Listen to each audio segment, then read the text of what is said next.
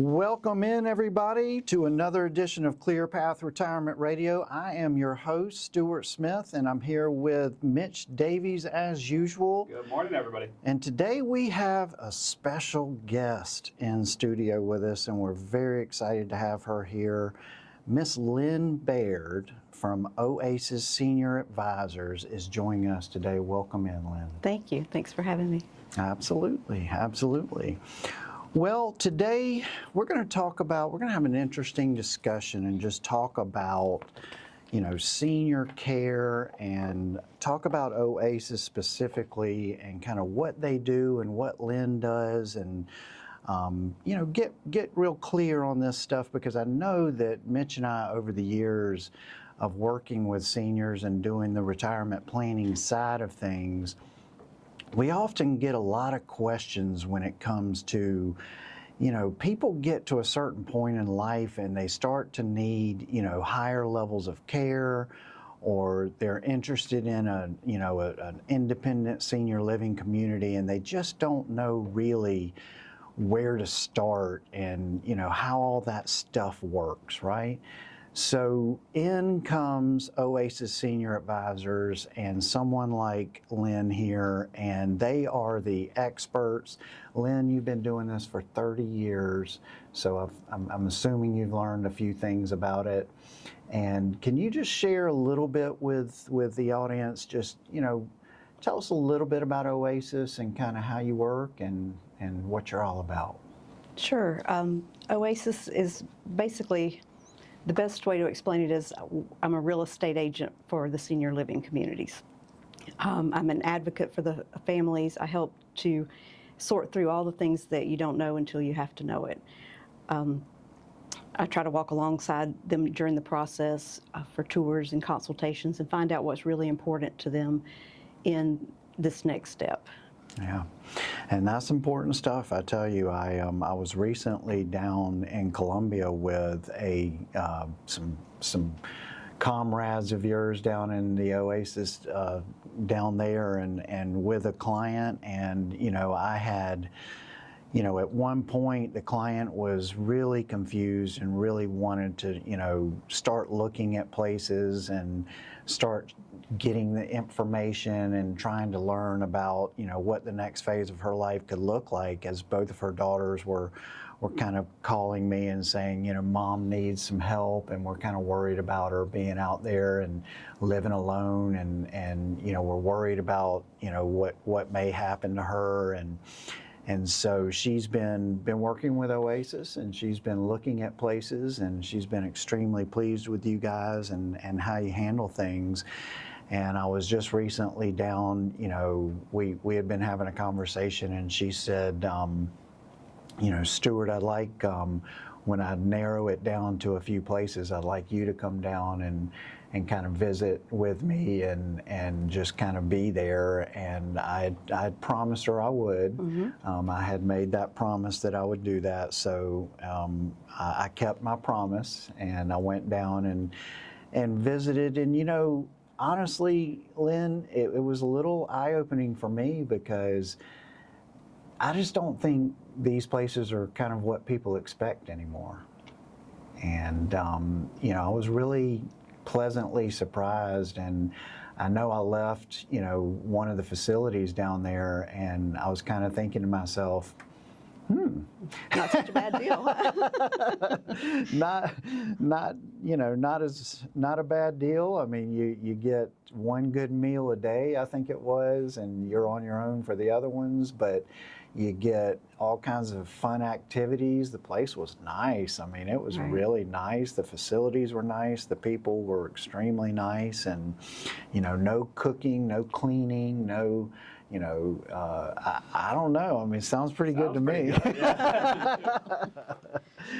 But so, the way I understand it, and help me understand if I'm right or wrong here, but, it kind of there's different levels of care, right? So it starts with kind of independent living with communities that are just certain age groups and up.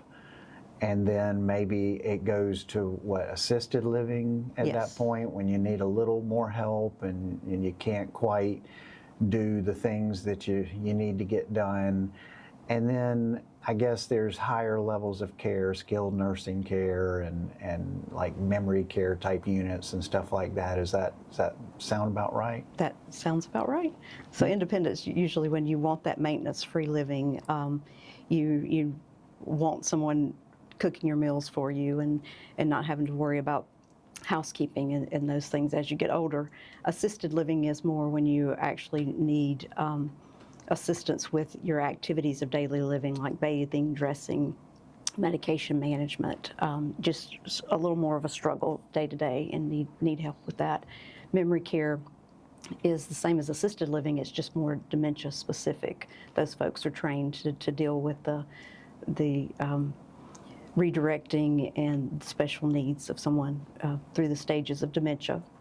And then skilled nursing obviously is when you need a nurse there 24/7 because you've got some special needs, either short-term while you're in rehab after a hospital stay, or long-term where you have some higher clinical needs like a wound or a special diagnosis. Okay. Interesting. Well, you talk about the activities of daily living. We get a lot of questions around that as far as, what triggers, this, not only just the need for care, right?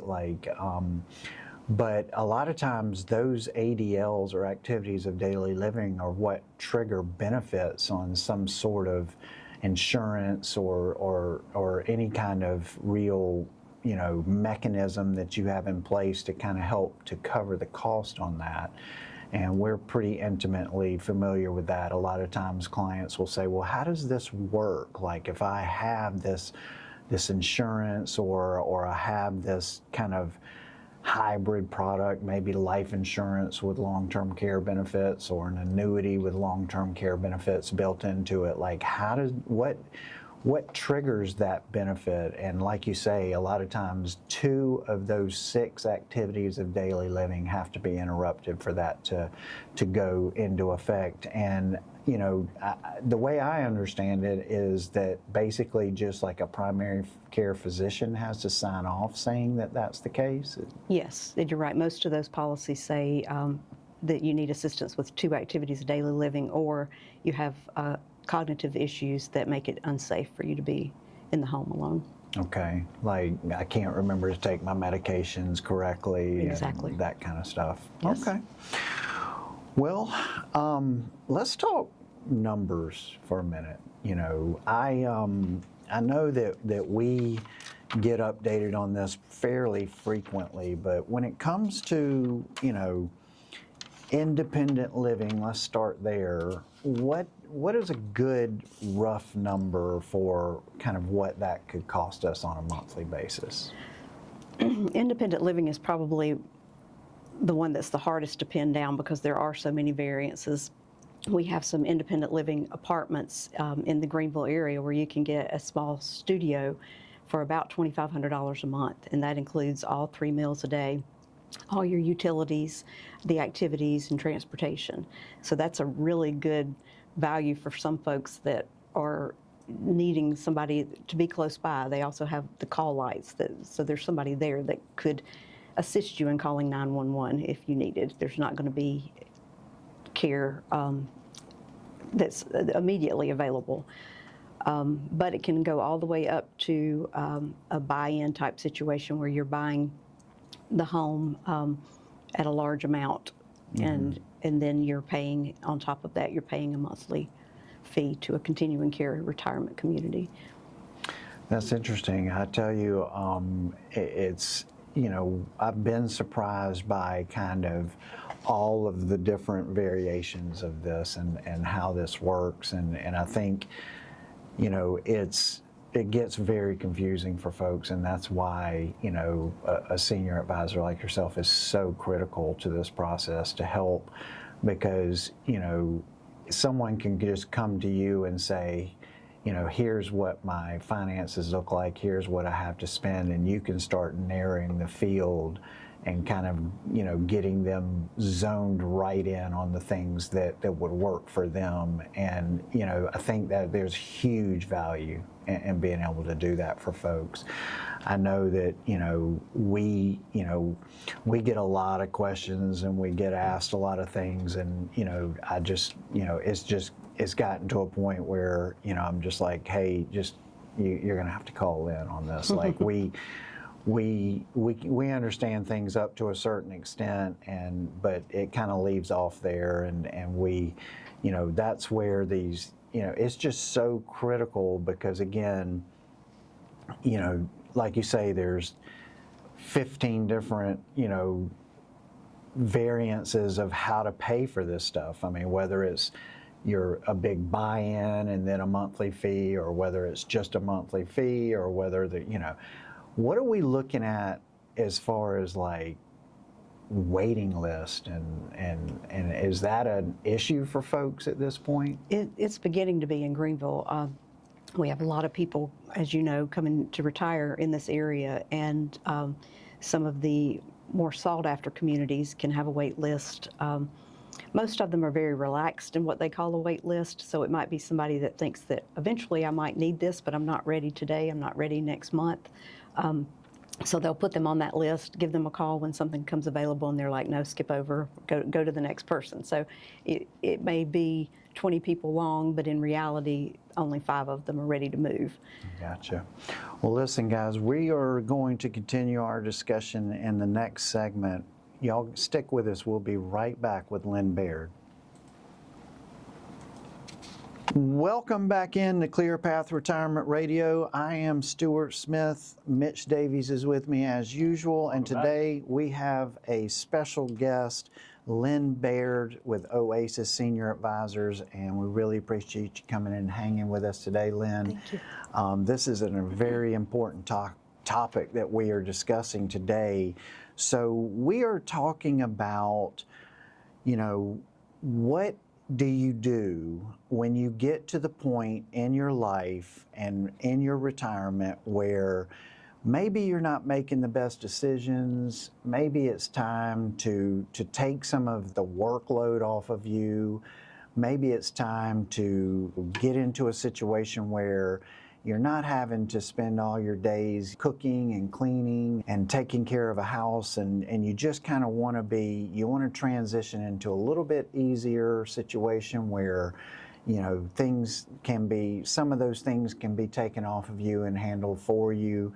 And then, as you progress on further into needing a little more care, and maybe you eventually get to a point to where you're not so cognitively sharp and able to manage things, how does all that work, and who do you turn to when those times, start, and you need, advice, you need guidance, you need, real understanding of the situation. And, Lynn's here with us. She's been doing this for 30 years. She is, an unbelievable senior advisor with Oasis here. And we started just in the last segment, we started talking about cost and just some general ballpark. Don't hold us to this, but we're talking general ballpark costs. And I think we kind of started with independent living, saying that there were, places that were as affordable as $2,500 a month, that provided you with 3 meals and cleaning services and activities and transportation and all of that good stuff. What's the next level here? Assisted living also varies by the community that you choose. Even the location of the apartment can sometimes make a difference. Of course, assisted living, you're scaling down. You're going to be a smaller apartment. But for planning needs, I usually tell my clients to count on about $4,000 to $7,000 in the upstate, depending on your taste in your location. That many of the communities have what they call levels of care, so they'll have a smaller base rate for the room, and then based on the assessment that they do, they will determine how much additional cost you'll have. So that's geared, so if you're on the front end and you can do more things for yourself, then obviously you're going to benefit from that. And so they're encouraging people to take advantage of that, and then as they need more care, of course, the price will go up. That makes perfect sense. We've got the independent living, then the assisted living, and then at some point, they're more than likely going to need the full skilled nursing care. Yes, and in that in between, if there's a cognitive diagnosis, there is memory care that's around $5,500 to $8,000, a little more than assisted living because of the specialization. But skilled nursing is $8,500 to $15,000 a month in this area. Wow. Yeah. Wow. That is no joke when it comes to your finances. And, you know, a lot of times, one of the big questions we get at ClearPath is, you know, people, and this does keep people up at night, I can tell you that. And we'll be sitting and talking with them, and they'll tell us, like, what in the world, you know, can we afford that? Like, is this feasible for us?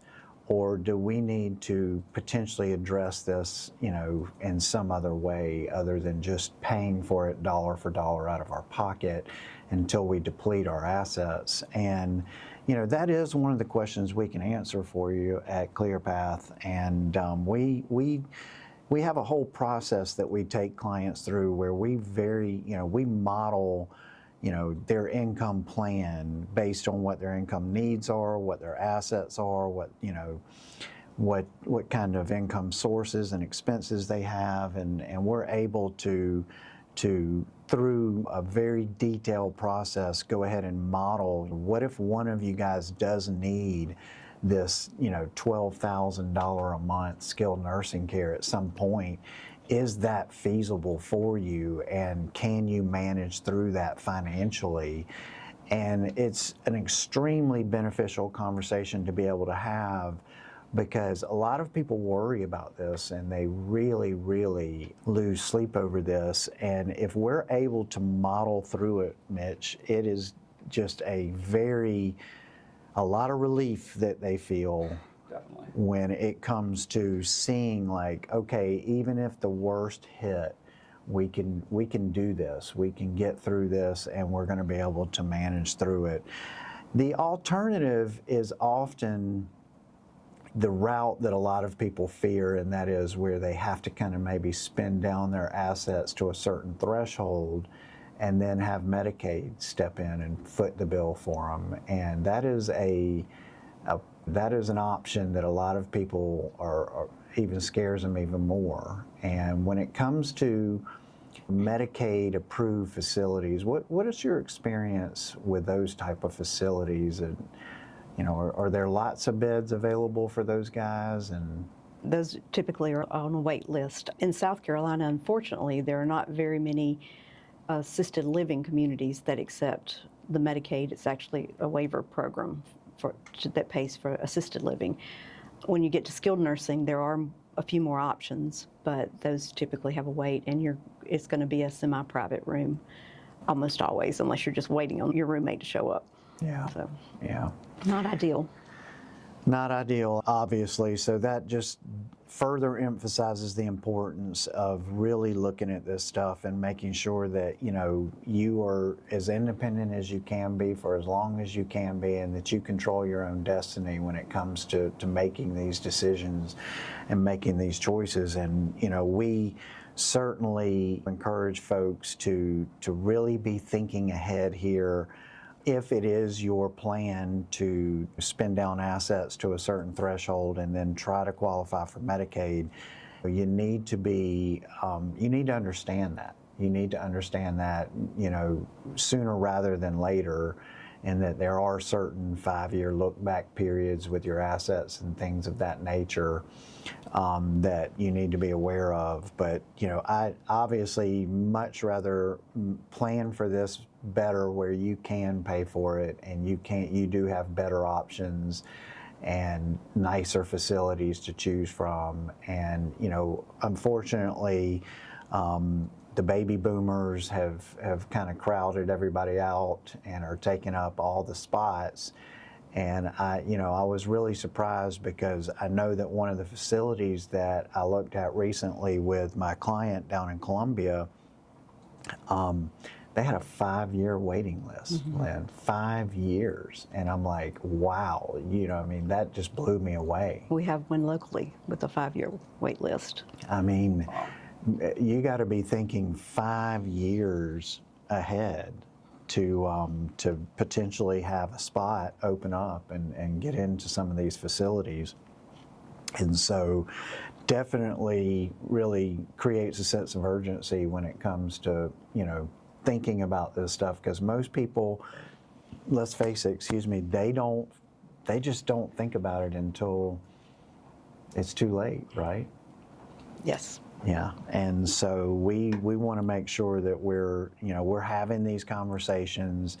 And, Mitch and I always say, when you're working with an advisor in our office, we're always, preaching, have a plan for this.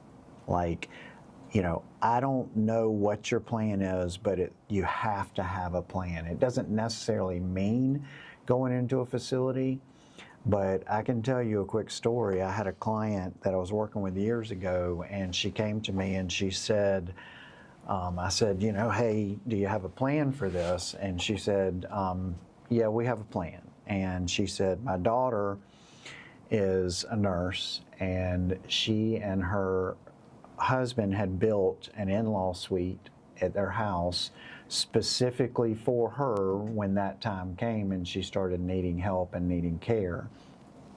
And, I wasn't crazy about that idea, but I said, well, at least you have a plan, right? Mm-hmm. Like, it's not just, we're not just, shooting from the hip. We have a plan here.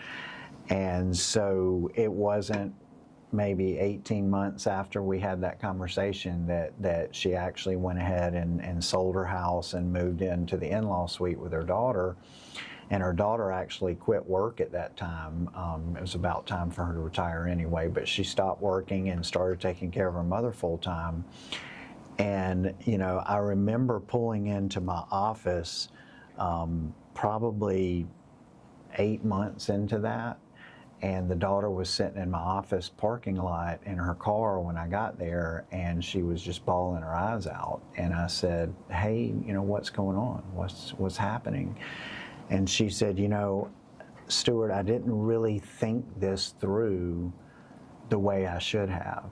And she said, I didn't really understand that I was going to be toileting and showering and doing all of these things. And she said, I would pay any amount of money at this point to just be her daughter again.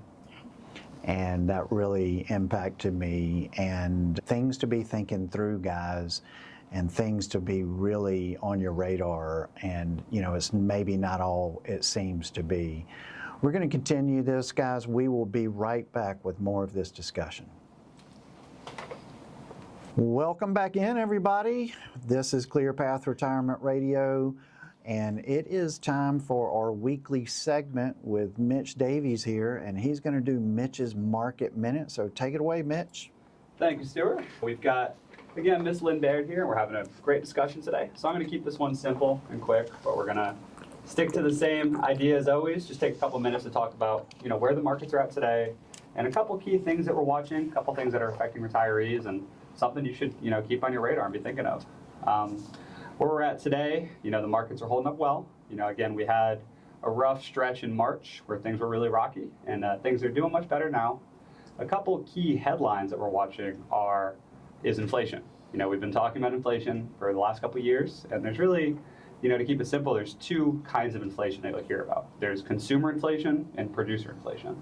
Consumer is what we pay when we go to the grocery store and get gas and energy and healthcare and all that. And then there's producer inflation, which is what, the distributors pay and the companies and that sort of thing. Both of them are very high right now. Both of them came in very high, and this is concerning. We saw some of the higher levels we've seen in a few years on some of that, and that's concerning for rate cuts, right? We talked last week about the new Federal Reserve chair. He's coming in, which is exciting. I got approved yesterday. And everyone's wanting him to come in and cut rates.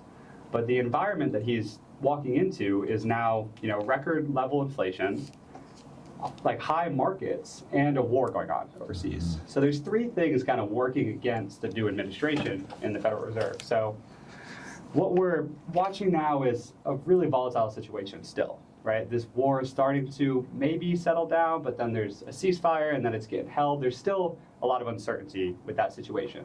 So we're seeing oil prices still elevated, which means the market is going to remain volatile. We're seeing high inflation, and now we're talking about the potential of rate hikes. So the biggest takeaway with all of this for you guys is there's a lot of uncertainty. There's a lot of volatility still right now, and there's a lot of wonder of what's going to happen. And the thing the markets hate the most is uncertainty. The markets like to know exactly that expectations are going to be met, which they're not being right now. They like to know that we know what is going to happen on the next Fed meeting. We know they're going to cut. We know they're going to hike. Whatever it is, the market likes to know what's going to happen. And right now it doesn't. So if you're in retirement and you're not sure how your portfolio is going to handle something like that, when there's a lot of uncertainty and it's going up and down, let us come stress test it. Sit down with a team of, financial professionals that can take that portfolio through what we call a stress test.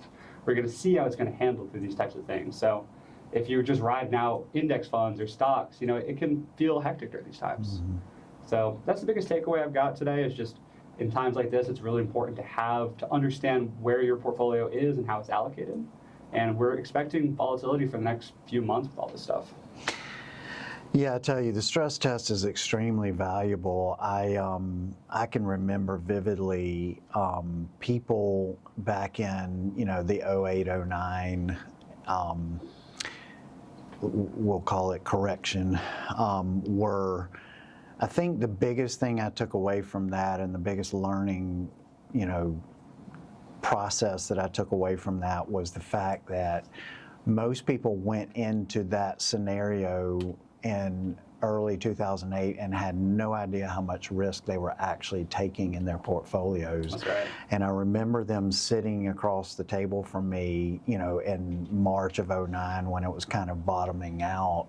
And I remember them, saying to me, I had no idea I could potentially lose 40% of the portfolio that I've worked for 30 years to build.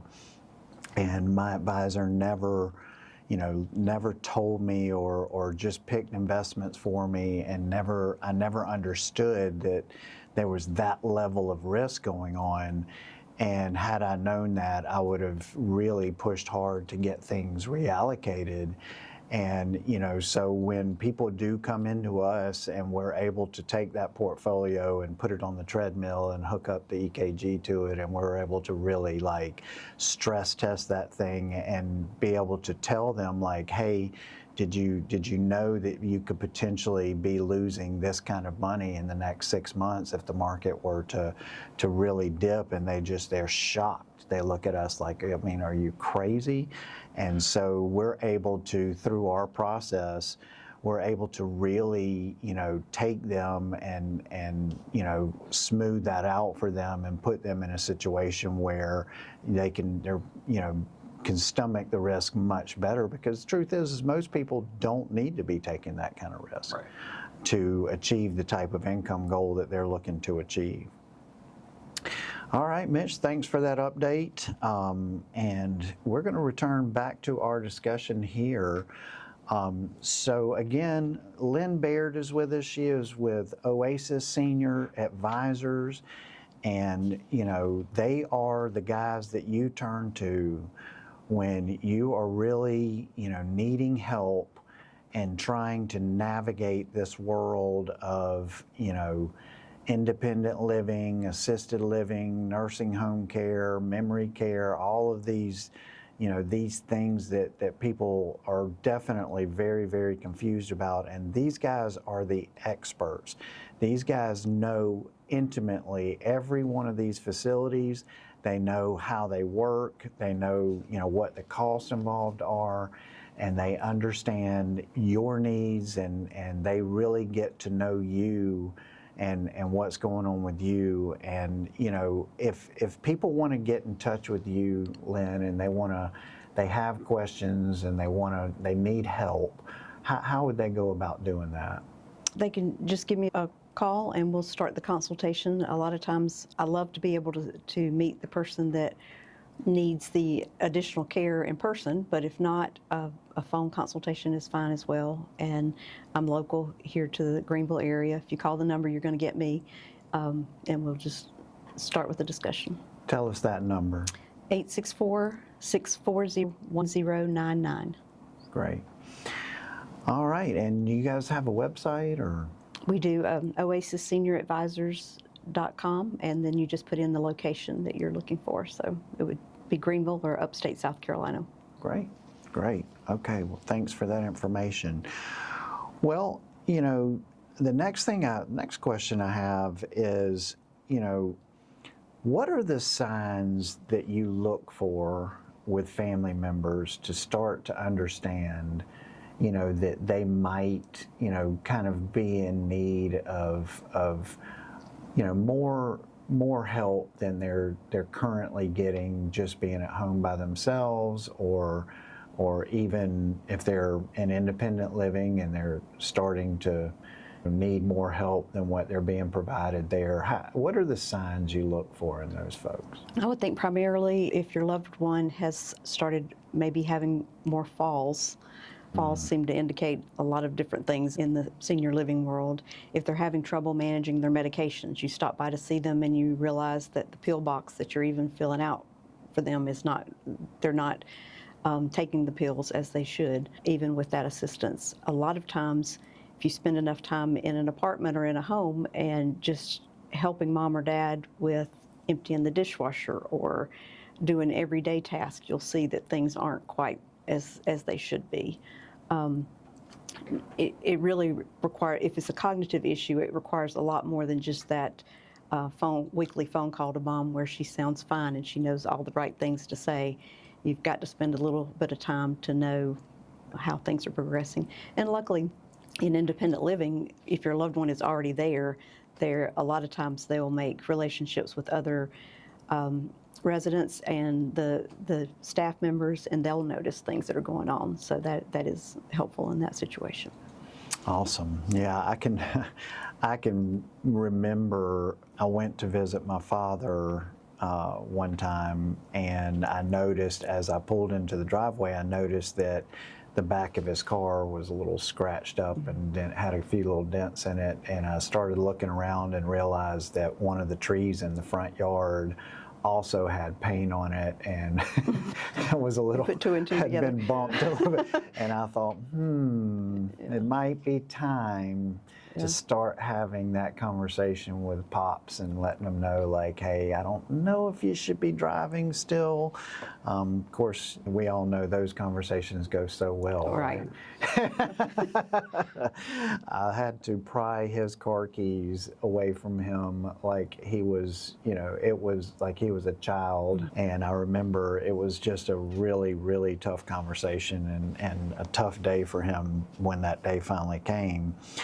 And, you know, I noticed just, you know, in conversations with him where we would have a conversation, and then a few minutes later he would start that same conversation with me. And I think that's a real telltale sign where, you know, they start to ask the same questions, and you think to yourself, well, we just talked about that. And if that's happening, then you probably want to give Lynn a call and, you know, start down this path of finding a little extra assistance and someone who can really guide them. And again, there's so many choices out there, and there's so much going on.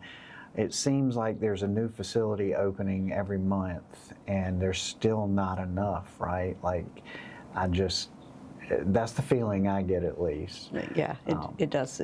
Depending on it does feel that way. I mean, we have, I think it's in excess of 10,000 people a day in this country turning 65. And I know it feels like we've got most of them here in Greenville. And, you know, that's fine. I mean, we love them and we welcome them. But I can tell you that, you know, if it's a concern of yours that you know, you make sure that there's care available, and that you know, you probably want to start looking at these places, like we say, sooner rather than later. Even if you feel like, I don't really need it now.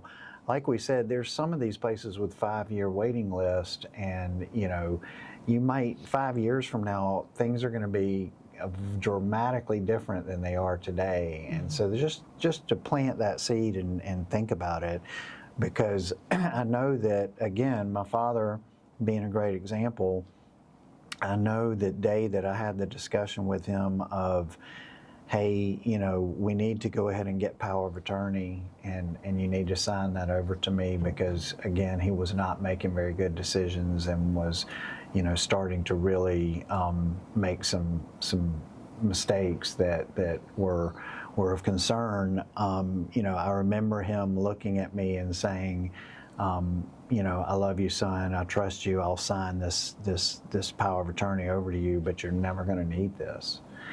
And I said, no problem, Dad. I hope I never do. And he signed it over, and it was not even 8 months later that he had a massive stroke and ended up in a skilled nursing facility for the rest of his life for 6 years, and had no idea, where he was at, and surprisingly recognized me, but I was it. I was the only one. So this is a fascinating discussion, guys. We are going to continue this in our last segment, guys. We will be right back. Welcome back into ClearPath Retirement Radio. I am Stewart Smith here with Mitch Davies, and today we have a special guest in-house, Miss Lynn Baird. She is with Oasis Senior Advisors, and we are having a really interesting discussion on that time that comes along that everybody dreads, where they maybe aren't making the best decisions anymore. Maybe they're not taking their medications quite right. Maybe they're, just a little foggy here and there, and not really, the family members are starting to worry, and they're starting to get a little bit anxious, and they don't really know where to turn. And, we highly, highly recommend Oasis Senior Advisors and Lynn Baird here, especially in the Upstate. She is, an expert in all things to do with different levels of care and what these facilities look like, how they work. And she is, can be a very valuable resource to you and your family as you go down this path, and help you to really navigate this. And we're going to continue our discussion here. I want to ask about, as a veteran, I became aware of, there's some benefits out there for this type of care that is available to veterans the way I understand it. Can you tell us a little bit about that, Lynn? Sure. A veteran or a surviving spouse of a veteran is eligible for something called aid in attendance, which is like a pension benefit at the point when they require assistance with their activities of daily living. There are maximum benefits per month. In 2026, a single veteran, the maximum benefit is around $2,300 a month. And the actual amount depends on the income, the assets, and expenses that they have. There are some asset limitations. It's typically around about $155,000, but they don't include a house, a car, some personal belongings in that amount. But the income itself, the limit is $28,000 for that single veteran that we're using as an example. But they're going to deduct from that your cost. So if we assume that this veteran is going into an assisted living at $5,000 a month, then right off the bat, they're going to deduct $60,000 off of his income. So he could make $88,000 and still qualify under the term. And I think that's where some people get confused. They just think, well, mom or dad, their Social Security checks too much and they've got a little bit of a pension and they're not going to qualify. So if you're a veteran, you've served at least one day during a wartime period, and you are requiring assistance for activities of daily living, then it is certainly worth looking into. Wow, that's not too bad. No, Yeah. It's very helpful for many families. I hope I never need it, but good to know it's there in case I might. Well, good deal. So that is called aid in attendance. And what I would always say is don't ever assume you don't qualify for a benefit. You always put in an application and see where the chips fall. It is never a good thing to assume anything, and we all know where that gets you, right? So, tell us a little bit about, let's talk about the emotional side of this whole dilemma that we see people in. When should a family start having, this conversation? I know before we said, maybe after a fall or some sort of diagnosis, but should they be thinking about this stuff even before that? Yes, you definitely would like to have that conversation in different segments. I always tell families that don't make it one big conversation, like one big episode. Start talking to mom or dad as you see things are progressing, and ask them things like, what's getting harder for you? What do you wish was easier on a day-to-day basis?